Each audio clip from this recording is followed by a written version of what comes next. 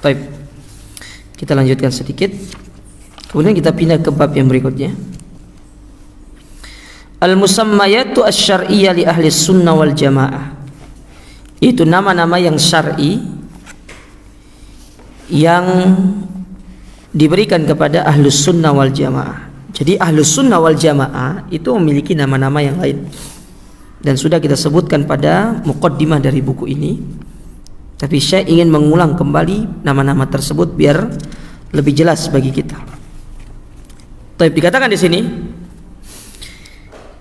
kata-kata ahlun, ahlu, yaitu menunjukkan tentang orang yang akhassu bihi, orang yang ahli dengan sesuatu.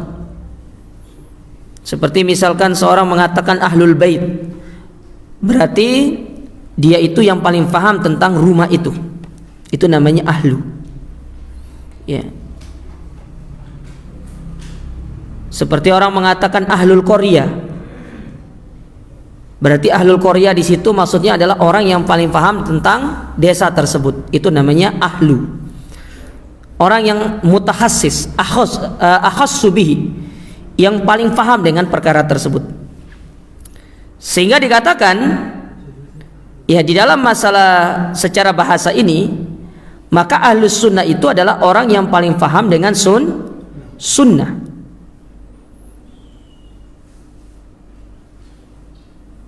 Fama'na ahlus sunnah, maka mana dari ahlus sunnah itu? Ahassun nasi biha, yaitu orang yang paling paham dengan sunnah.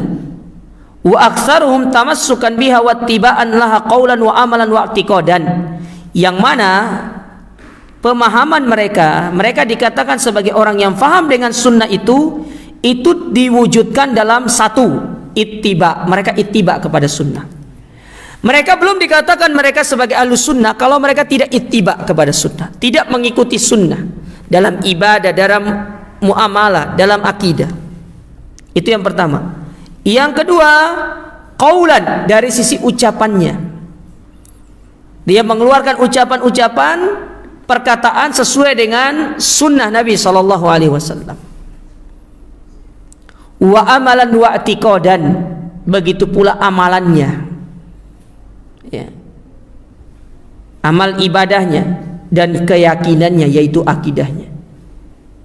Maka dari sini kita bisa tahu mereka berhak menyandang gelar ahlus sunnah wal jamaah kalau mereka itu ittiba kepada sunnah tersebut dalam ucapan, dalam perbuatan, dan di dalam akidah. Kalau perbuatan mereka menyimpang dari sunnah Nabi, maka mereka tidak pantas mengatakan diri mereka ahlus sunnah. Ketika akidah mereka tidak sesuai dengan akidahnya Nabi, maka mereka tidak pantas menamakan diri mereka sebagai ahlus sunnah. Kenapa? Karena syarat dikatakan mereka ahlus sunnah yaitu ittiba'us sunnah, mengikuti sunnah. Nah, ini bisa jadi barometer kita, jamaah. Kita berhak nggak menyandang nama-nama ahlus sunnah ini? Kita lihat sejauh mana kita berpegang teguh dengan akidah ahlus sunnah. Bukan hanya dalam 1-2 poin, tapi mencakup segala poinnya. Sehingga ada orang yang mereka mengikuti Nabi SAW dalam masalah akidah, tapi menyimpang dalam masalah kepemimpinan, maka mereka belum dikatakan sebagai ahlus sunnah, karena masih ada poin mereka yang menyimpang dari tuntunan Nabi. Bisa difahami sampai di sini? Ya. Ada orang yang mereka melakukan sholat, melakukan zakat sesuai dengan sunnah, tapi di dalam masalah menyikapi pelaku dosa besar mereka tidak sesuai dengan tuntunan Nabi, maka mereka belum dikatakan sebagai ahlus sunnah, karena masih ada poin-poin yang mereka itu menyimpang dari ajaran Nabi SAW. Sehingga kapan orang itu dikatakan ahlus sunnah? Ketika seluruh elemen di dalam apa yang diajarkan oleh Nabi SAW itu kita ikuti beliau, dan tidak ada poin-poin yang kita menyimpang darinya. Sehingga kalau ada satu poin pun yang menyimpang dari tuntunan Nabi, mereka dikeluarkan dari ahlus sunnah. Contoh, kita kasih contoh. Sururiyun, mereka dikeluarkan dari ahlus sunnah. Kenapa? Padahal mereka secara kitab, mereka belajar kitab tauhid. Mereka belajar kitab tauhid Syekh Muhammad ibn Abdul Wahab, belajar kitab tauhidnya Syekh Shalih Fauzan. Tapi apa yang menyebabkan mereka keluar dari Ahlussunnah, dikeluarkan oleh para ulama dari Ahlussunnah? Karena mereka memandang bahwasannya kepemimpinan kepada pemimpin itu harus dilakukan kalau mereka menerapkan hukum Islam. Kalau kita taat kepada pemimpin yang tidak menerapkan hukum Islam, maka kita dikatakan telah taat kepada togut, kata mereka. Padahal akidah Ahlussunnah menetapkan bahwasanya kewajiban kita taat kepada pemimpin meskipun pemimpin itu tidak menerapkan hukum Islam, selama mereka itu adalah seorang pemimpin yang muslim.